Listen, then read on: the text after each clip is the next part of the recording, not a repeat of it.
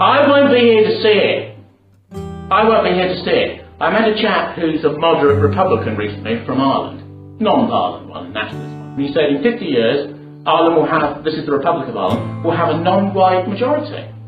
In 50 years. It's probably 60 or 70 actually, but you know, who's counting, you know. The truth is that if they have the immigration that South London's had in 60 years, they'll be in a minority in their own country.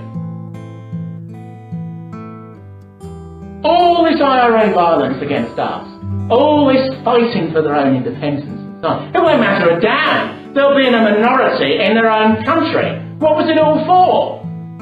What was it all for?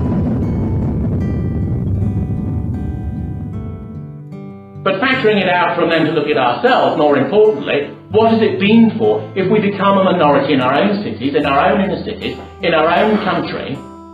And what will it do to our culture, which increasingly vast numbers of our people know nothing about? Nothing about.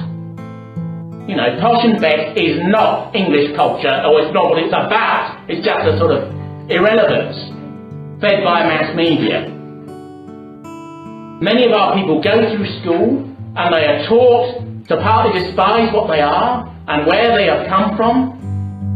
Anything which is cultured is posh, is elitist, is not for us, it's against us.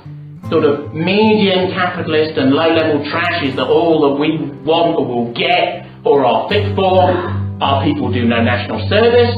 Our people know nothing about the empire. Many of our people know nothing of our great musicians and artists and writers, and even prior political leaders. We face everywhere a degree of blind ignorance in who we are and what we are. Because if you want to basically break a population down, you remove the mental tier first. Because then people are adrift and are aimless and are wandering about.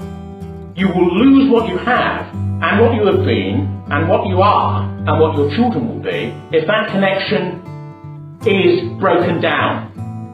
But our people are deeply worried about that. They're deeply worried about the politics of race. If ever a BNP spokesman appears, usually with some demonic leader in the mass media, they will say, "Are you a racist?" But it's been used now to keep you out of the debate before you even open your mouth. The truth of the position is that all groups are in favour ultimately of the power of their own kind and of their own group and of their manifold manifestations in culture, in art, in science, in law, in statecraft, in military power, in forms of the state, in just the building of a place to live.